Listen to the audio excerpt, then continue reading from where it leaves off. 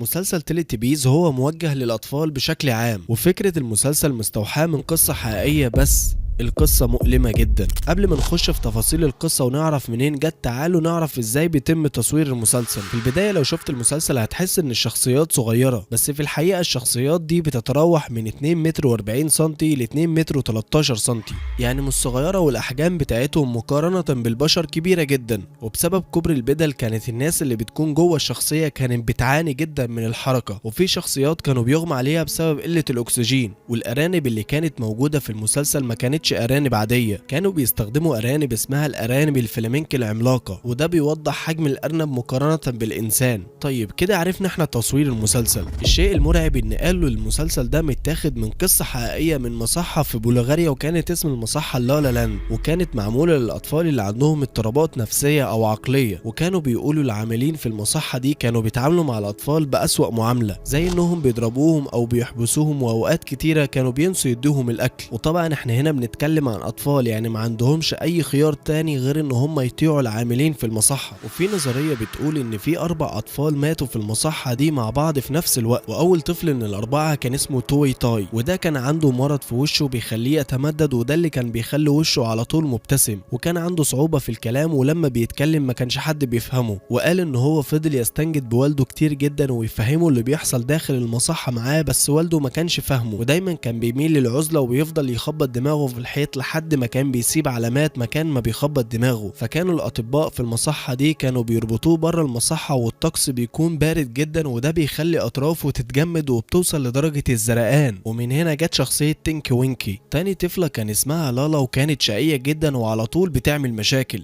وده اللي خلاهم يحبسوها في زنزانة التعذيب لمدة 5 سنين، وكانت ممنوعة من اللعب وممنوعة كمان تطلع بره الزنزانة. فلالا تخيلت شخصيات موجودة معاها في قلب الزنزانة، وكانت بتتفاعل معاهم، وكانت بتتكلم، وكانت عاملة لنفسها حياة كاملة. بس الزنزانة اللي هي كانت فيها ما كانش بيخشها ضوء الشمس خالص، وده اللي خلى لونها يتغير للون الأصفر. ومن هنا جت شخصية لالا. والطفل الثالث كان اسمه دونكا، وكان عنده 6 سنين. دونكا كان بيعاني من مرض غريب بيخليه كل ما ياكل أكل يستفرغه من تاني، وكان بيعاني من الجوع الشديد، والأطباء ما كانوش عارفين يشخصوا حالته واللي عنده ده ايه، وده اللي خلاهم يعرضوه على دكاترة كتيرة. وفي دكتور نصحهم ان المرض اللي عنده ده ممكن يكون نفسي مش عضوي، فوصف لهم مصحة العلاج النفسي لالا لاند، وفعلا ودوا الطفل هناك. بس لما راح هناك حالة الطفل ازدادت سوء، لانه كان بيعاني من الجوع الشديد، وده اللي خلى الطفل على طول نايم على السرير وما عندوش جهد لأي حاجة. ولما كان بيطلب المساعدة من اي عامل موجود في المصحة كان بيتجاهله. ويقال ان ديبسي هو شخصية دونكا. واخر طفلة اسمها بولينا. بولينا قعدت طول حياتها في المصحة، وكان مرض بولينا غريب جدا، وده علشان اهلها صحيوا من النوم لقوها بتبتسم بشكل غريب ومرعب، فعرضوها على الاطباء، فقالوا ممكن اللي عندها ده مرض نفسي، فودوها على المصحة النفسية. وفي يوم بولينا كانت نايمة على الحطب اللي كانوا بيولعوه علشان يتدفوا، فالعاملين في المستشفى شالوا الحطب كالعادة علشان يرموه في النار ويتدفوا. ولما رموه في النار بولينا صرخت بشكل فظيع، فالعاملين خدوا بالهم ان هم رموا البنت جوه النار، ولما طلعوها كانت اصابت بحروق كتيرة جدا، فخدوها بسرعة على غرفة الطوارئ. وبرغم كل اللي حصل لها كانت لسه بتبتسم. ومن هنا جت شخصية بو. دول 4 قصص ل4 شخصيات مختلفة، بس كان في بينهم شيء واحد مشترك. ال4 كانوا بيحبوا يتفرجوا على التلفزيون. كل واحد من الشخصيات دي كان عنده تلفزيون في الغرفة بتاعته بيسليه، فإدارة المستشفى قررت ان هي تشيل التلفزيونات دي علشان التكلفة كانت عالية عليهم. فال4 شخصيات لما عرفوا حاجة زي كده هتحصل فقرروا ان هم ياخدوا التلفزيون ويخبوه. فجات لهم فكرة ان هم يبلعوا التلفزيون، ويقال ان هم قطعوا بطون بعض علشان يقدروا يدخلوا فيها التلفزيون،